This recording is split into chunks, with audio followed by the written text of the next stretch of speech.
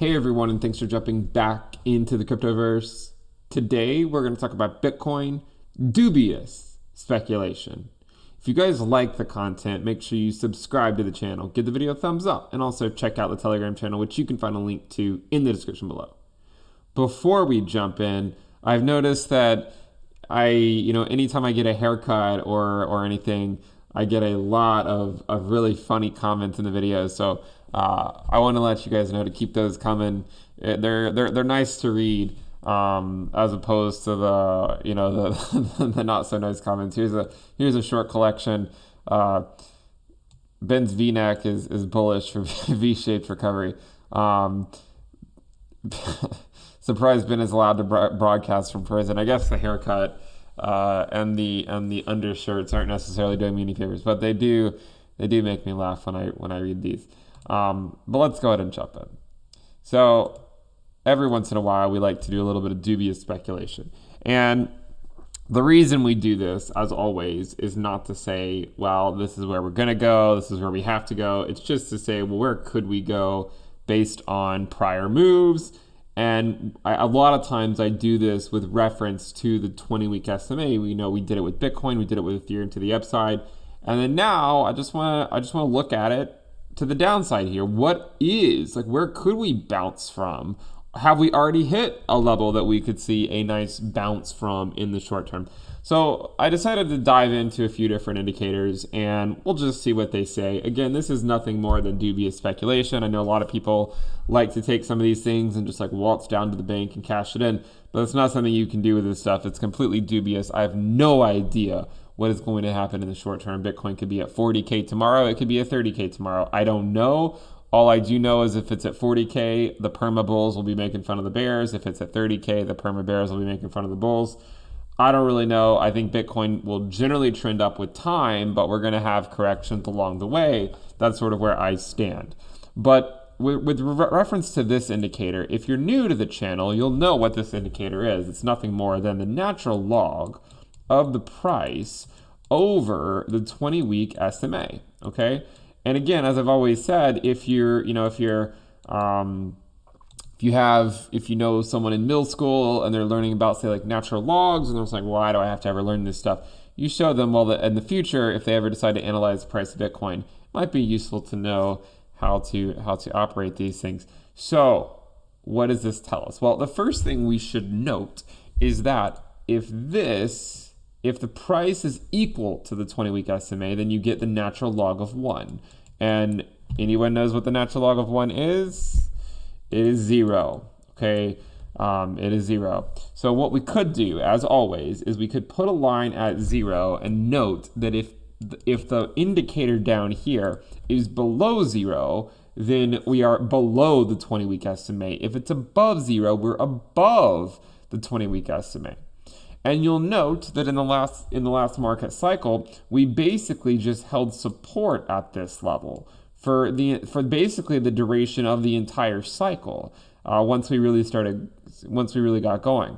This time was a different story, but again, we really didn't have any systematic tests of the 20-week SMA, and we went a lot longer between tests, similar to 2013. Again, each cycle will have its own characteristics. I mean, some people think that my interpretation is that 2021 has to play out exactly like what happened in 2013. On the contrary, if 2013 were to play out, then it would basically mean that we don't do anything until November, and then in November we go up like crazy.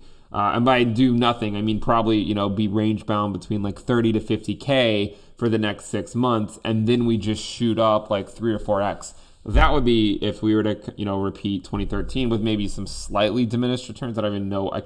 This was 126 up to, or let's say once we broke the prior all-time high, it was say 279 up to about a 4x or so. On the contrary, again, I think it's gonna take a little bit longer than that. But again, that's not the purpose of this video. So where are we now? Well, what could be the potential downside risk or the downside target before we actually turn around? Well, we can know where we currently are and we'll draw a line there, okay? And to show you how this works, we know that the natural log of X, which is the price that we're solving for, divided by the 20-week SMA. Well, where is the 20-week SMA? The 20-week SMA is at 48,707. So we're going to change this to 48,707. And where are we currently? Well, right now we're at about point negative. Let's zoom in so we actually get it as accurate as possible. About negative 0.36. Okay, about negative 0.36. Where does that put us? It puts us at, again, 30, just so you guys make sure it works, 33,981. That's basically what the price is currently. Okay, so you see how it works. Where would we need to go? I mean, could you do this analysis without taking the natural log? You could, but where's the fun in that? Okay, so where have we gone in the past? Where have we gone before we saw a significant move to the upside? Now remember, this metric, this indicator, is based on something that's dynamic, the 20-week SMA. But recently, for the last several weeks, the 20-week SMA has actually been relatively static. It hasn't really changed a whole lot. I mean, if you come in here and look at the 20-week SMA, it's just been plateauing for a few weeks. Now, it's probably going to start coming down because if we go, say, 20 weeks back from the current area, we're going to be starting to delete some of these candles and replace it with some over here. And unless we quickly move up, the 20-week SMA is going to start moving down. But let's just assume the 20-week SMA is constant, which it's not. But let's just assume it is. Where could it put us if we went to, say, a level where we've often seen the price, at least in the short term, not necessarily a sustained turnaround, but we've seen it sort of rebound from. So this is a certain level where we've seen it rebound from. So let's take a closer look at this one. So you can see here we had a little bit of a rebound, okay, in April of 2014 off of that level. We also had a little bit of a rebound here in October of 2014 at the same level with reference to the 20-week, and then also in January of 2015. And then January of 2015 is really when the next cycle really geared up and started to go on this crazy run that we saw. We also turned around at a similar level in April of 2018. Now, again, not all of these are the market cycle bottoms. Obviously, the first two here were not. And again, I don't think we're going to have like a 3-year period where we don't put in new all-time highs. So I certainly don't think we're going to be, I certainly don't think that, like let's just, if we were to fast forward, say 18 months, if we're still not putting in new all-time highs, then at that point you could probably pretty clearly say that 64K was the top of the market cycle. I do think we will put in new all-time highs before then, and this is why I don't think we are at a market cycle top. But where would that put us? You can see we're not there right now. Where would it put us if we went to this level? Well, you can see this level's around negative 0.53. So if we were to go to negative 0.53, where in fact would it put us? Where would the price be? Well, the price would actually be at 28,669. 28,669, which coincidentally is pretty close to where we came earlier, by about $300, okay? Now, remember, the 20-week SMA is not constant, okay? So that's something we need to remember. Store it in your back pocket, tuck it away. Always remember it's not constant. So if you think like, if 4 weeks from now you're still using that as the area that we have to turn around, you also have to remember that the 20-week SMA will be different at that point, and so it might be worth redoing the calculation if we're still in this sort of chopping sideways movement where we're going up and down, back and forth between 30 and 40K, where basically everyone is leverage trading, going long or short. It's just constantly getting wrecked because we just keep wiping everyone out in both directions. So, but what's interesting about that is, it's basically the level, it's close to the level that we hit earlier today. Now, again, my thinking on the market is that we need a 3 to 6 month period of a lull in the market where things are no longer bullish. In fact, they're going to be somewhat more bearish. We're down. Even today, I know the price has rallied some since this morning, but we're still down about 50% from the prior all-time high. Not quite 50% at this moment, but we're still down about 50% from the prior all-time high. So it's not like anyone's scheduling their Forbes interviews at this point. So what I would say, though, is if we look at this, we can say, well, we know that we've gone to that level before. That is a point where we have seen it turn around in the past, not necessarily in a sustained manner. I mean, you can see here in 2014, we ended up putting in lower lows later on, but we did get a little bit of a rally in the short term. In January 2015, it was a sustained move back up to the upside. Now, you could also go to this point back in December of 2018 and note that we even were further extended from the 20-week SMA. And if we draw a line at that point, we can note that it actually corresponds to a negative 0.63. So if we were to go to that level of extension from the 20-week SMA, where would that put us? Well, that would actually put us at closer to $26,000. Remember, though, this is the 20-week SMA, which is changing.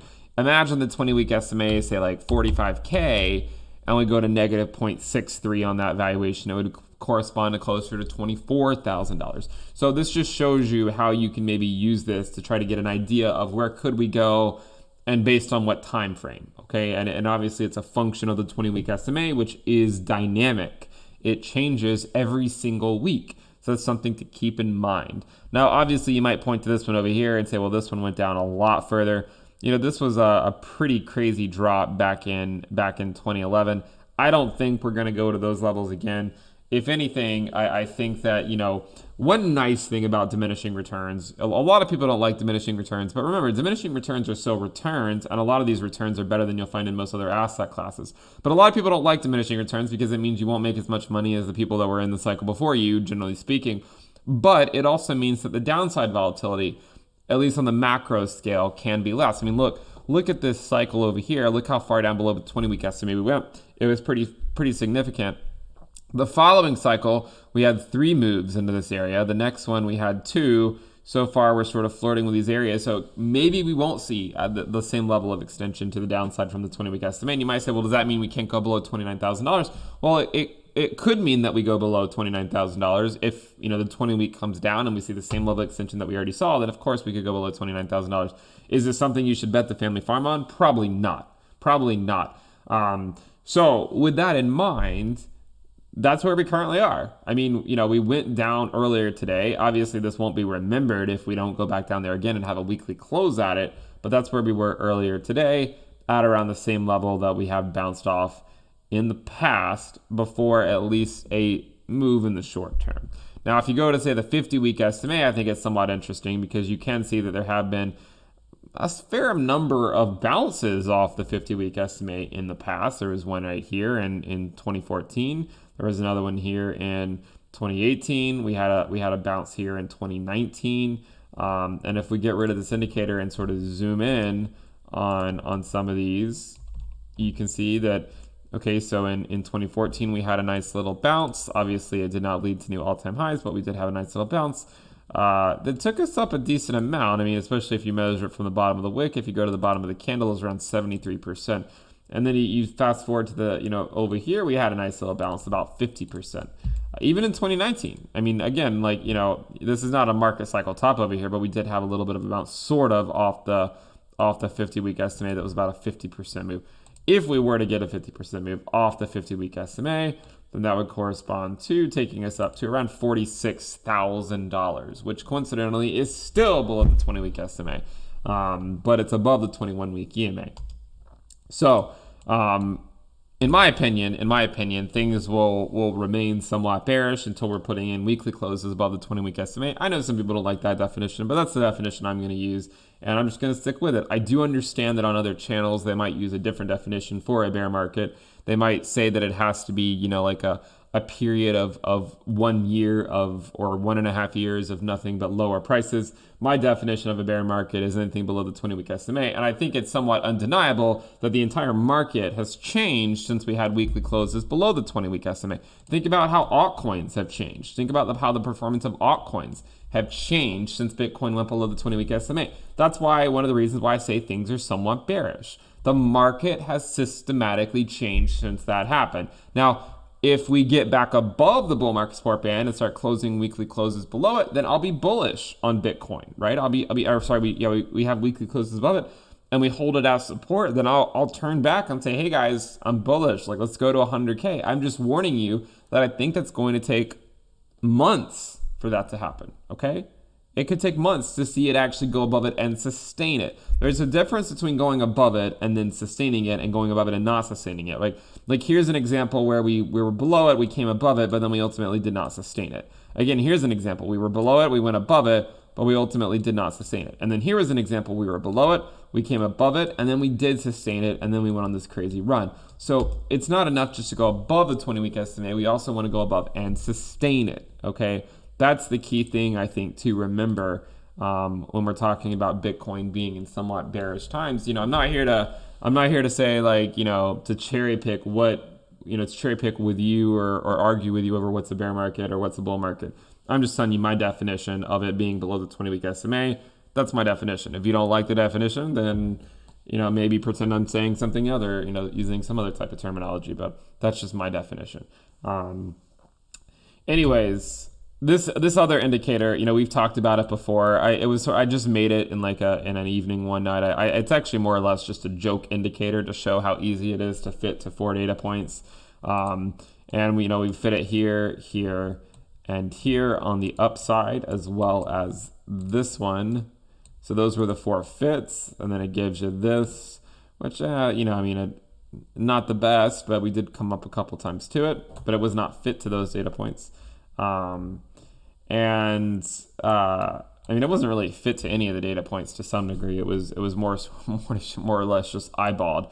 But then you look at the downside and you also see, okay, well, we had this one at the bottom. We had another one at sort of the bottom, but not quite. This one hit it. This one hit it. Yeah, we're right there right now. But you should note, though, that just because it hit it doesn't mean it can't go lower. Here's a great example of where, it's coming close to it, but then ultimately trending lower later on. So just something to keep in mind. If you're curious where that indicator is right now, it's currently at around $30,747, or about $3,000 shy of the current prices, or where we were earlier today. But anyways, hopefully this video has been useful. Sometimes we like to do a little bit of dubious speculation on the channel to understand some of the downside potential for Bitcoin in extension of the 20-week SMA based on historical moves. If you guys like the content, make sure you subscribe to the channel, give the video a thumbs up, and also check out the Telegram channel, which you can find a link to in the description below. Remember to check out the premium list if you want to know how I'm navigating these markets, and check out the merch store. You can find links to those in the description below as well.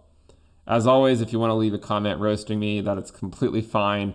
It's nice comical relief when sorting through all the comments of people, kind of sharing their emotions on the market and whatnot. But anyways, make sure you guys subscribe, give the video a thumbs up.